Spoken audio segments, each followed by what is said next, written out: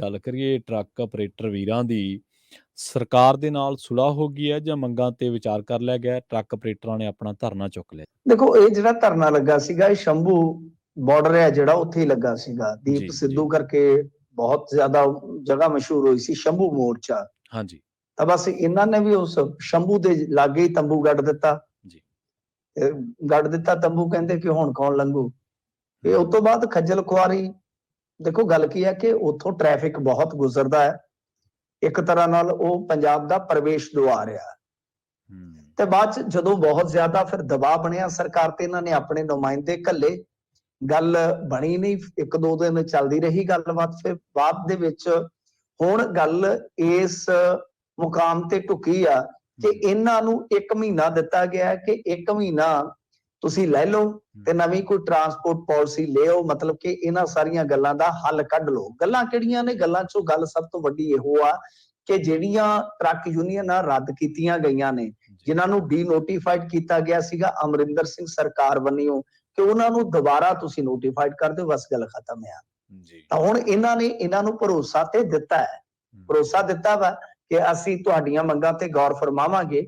ਇਹ ਕਦੋਂ ਤੱਕ ਮਸਲਾ ਹੱਲ ਹੁੰਦਾ ਹੈ ਪਤਾ ਨਹੀਂ, ਪਰ ਮਹੀਨੇ ਦਾ ਸਮਾਂ ਜ਼ਰੂਰ ਟਰੱਕ ਆਪਰੇਟਰਸ ਨੇ ਦਿੱਤਾ ਉਰੇ।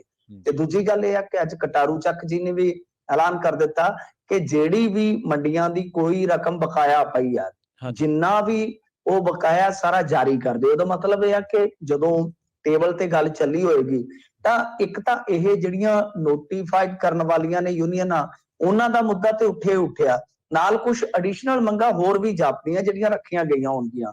ਹਾਲਾਂਕਿ ਕੋਈ ਮੰਗ ਪੱਤਰ ਮੇਰੇ ਤੱਕ ਨਹੀਂ ਪਹੁੰਚ ਸਕਿਆ ਜਾਂ ਮੈਂ ਨਹੀਂ ਪਹੁੰਚ ਸਕਿਆ ਮੰਗ ਪੱਤਰ ਤੱਕ, ਤਾਂ ਉਹ ਚੀਜ਼ ਦਾ ਕਿਤੇ ਨਾ ਕਿਤੇ ਖੇਦ ਆ।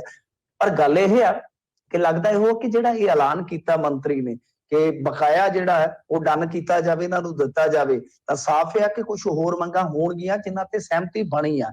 ਚੰਗੀ ਗੱਲ ਆ, ਵਧੀਆ ਗੱਲ ਆ। ਤੇ ਮੈਂ ਤੇ ਇਸ ਹੱਕ ਦੇ ਵਿੱਚ ਆ ਕਿ ਟਰੱਕ ਆਪਰੇਟਰਸ ਨੂੰ ਵੀ ਫਾਇਦੇ ਚ ਲਿਆਓ ਤੇ ਕਾਰੋਬਾਰੀ ਨੂੰ ਵੀ ਫਾਇਦੇ ਚ ਲਿਆਓ, ਕਿਉਂਕਿ ਦੋਵੇਂ ਹੀ ਇੱਕ ਦੂਜੇ ਦੇ ਵਿਰੋਧ ਚ ਖਲੋਤੇ ਆ। ਕਾਰੋਬਾਰੀ ਕਹਿੰਦੇ ਆ ਕਿ ਬਾਈ ਇਹ ਮੋਨੋਪੋਲੀ ਕਰ ਲੈਂਦੇ ਆ ਤੇ ਮੁੜ ਕੇ ਆਪਦੇ ਮਨ ਮਾਫਿਕ ਰੇਟ ਤੈਅ ਕਰਦੇ ਆ, ਕਿਉਂਕਿ ਇੱਥੋਂ ਦੇ ਵਪਾਰੀ ਦੀ ਕਾਸਟ ਵੱਧਦੀ ਆ, ਭਾੜਾ ਵੱਧਦਾ।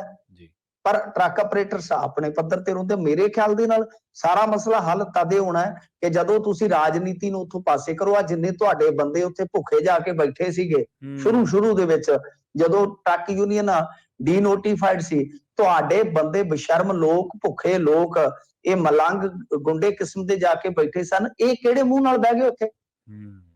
ਜੀ, ਕਿਉਂਕਿ ਤੁਹਾਡੀਆਂ ਯੂਨੀਅਨਾਂ ਤੇ ਹਾਲੇ ਤੱਕ ਨੋਟੀਫਾਈਡ ਹੀ ਨਹੀਂ ਹੋਈਆਂ। ਤੇ ਕੁਝ ਤੁਹਾਡੇ ਬੰਦੇ, ਮੈਂ ਸਾਰਿਆਂ ਨੂੰ ਨਹੀਂ ਕਹਿ ਰਿਹਾ, ਕੁਝ ਯੂਨੀਅਨਾਂ ਬਹੁਤ ਵਧੀਆ ਕੰਮ ਕਰਦੀਆਂ, ਕੁਝ ਯੂਨੀਅਨਾਂ ਕਰ ਸਕਦੀਆਂ।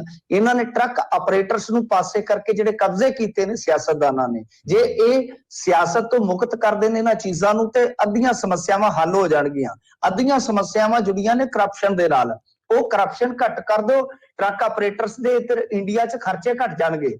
ਜਦੋਂ ਉਹਨਾਂ ਦੇ ਖਰਚੇ ਘੱਟ ਜਾਣਗੇ, ਵਪਾਰੀਆਂ ਨੂੰ ਵੀ ਉਹ ਖਰਚੇ ਨਹੀਂ ਪੈਣਗੇ।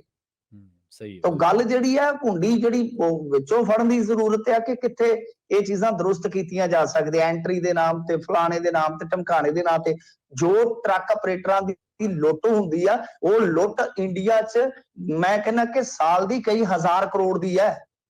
ਉਹ ਸਾਰੀ ਬੰਦ ਕਰਵਾ ਲਓ, ਉਹਦਾ ਫਾਇਦਾ ਵਪਾਰੀ ਨੂੰ ਪਹੁੰਚੇਗਾ।